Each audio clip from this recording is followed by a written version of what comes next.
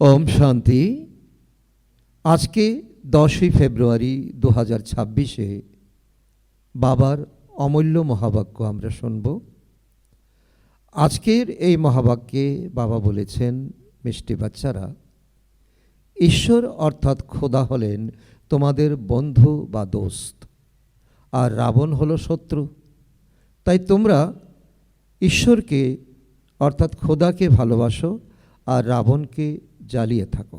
আজকের মুরলি থেকে প্রশ্ন, কোন বাচ্চারা শীঘ্রই অনেকের আশীর্বাদ প্রাপ্ত করে থাকে? উত্তর, যে বাচ্চারা স্মরণে থেকে নিজেও পবিত্র হয় আর অন্যদেরও নিজের সমান তৈরি করে, তাদের অনেকেরই আশীর্বাদ প্রাপ্ত হয়ে থাকে। তারা অনেক উচ্চ পদ প্রাপ্ত করে। বাচ্চারা, বাবা তোমাদের শ্রেষ্ঠ হওয়ার জন্য একই শ্রীমত প্রদান করেন। বাচ্চারা, কোনো দেহধারীকেই স্মরণ না করে আমাকে স্মরণ করো। মিষ্টি মিষ্টি হারানিধি বাচ্চাদের প্রতি মাতা পিতা বাপদাদার স্মরণের স্নেহসমন আর সুপ্রভাত। আত্মাদের পিতা তার আত্মারূপী বাচ্চাদের জানাচ্ছেন নমস্কার। আমরা আত্মারূপী সন্তানরা আমাদের মাতা পিতা বাপদাদাকে জানাই স্মরণের স্নেহসমন, সুপ্রভাত, নমস্কার, ধন্যবাদ বাবা, ধন্যবাদ। আজকের মুরলি থেকে ধারণার জন্য মুখ্য সার, 1 নম্বর পয়েন্ট, শ্রীমতী থেকে পবিত্র হয়ে প্রতি পদে বাবার মতে চলে বিশ্বের বাদশাহী নিতে হবে। বাবার সমান দুঃখহর্তা শোককর্তা হতে হবে। নাম্বার 2, মানুষ থেকে দেবতা হওয়ার এই পড়া সদা পড়তে হবে। সকলকে নিজের সমান বানানোর সেবা করে আশীর্বাদ প্রাপ্ত করতে হবে।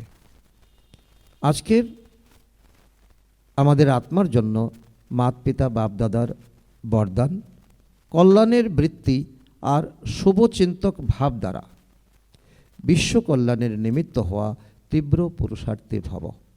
কল্যাণের বৃত্তি আর শুভচিন্তক ভাব দ্বারা বিশ্ব কল্যাণের নিমিত্ত হওয়া তীব্র পুরুষার্থী ভব। তীব্র পুরুষার্থী হলো তারা যারা সকলের প্রতি কল্যাণের বৃত্তি আর শুভচিন্তক ভাব রাখে। যদি কেউ বারংবার নিচে নামানোর চেষ্টা করে, মনকে অস্থির করে তোলে, বিঘ্নরূপ হয়, তথাপি তাদের প্রতি তোমাদের সদা শুভচিন্তকের অটল ভাব থাকবে। পরিস্থিতির কারণে ভাব যেন না বদলায়। সকল পরিস্থিতিতে বৃত্তি আর ভাব যথার্থ হবে, তাহলে তোমাদের উপর তার প্রভাব পড়বে না। তখন কোনো ব্যর্থ কথা দেখতেই পাবে না, টাইম বেঁচে যাবে। এটাই হলো বিশ্ব কল্যাণকারী স্টেজ। আজকের স্লোগান, সন্তুষ্টতা হলো জীবনের শৃঙ্গার।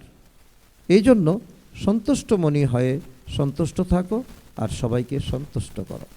সন্তুষ্টতা হলো জীবনের শৃঙ্গার। এই জন্য সন্তুষ্টমণি হয়ে সন্তুষ্ট থাকো আর সবাইকে সন্তুষ্ট করো।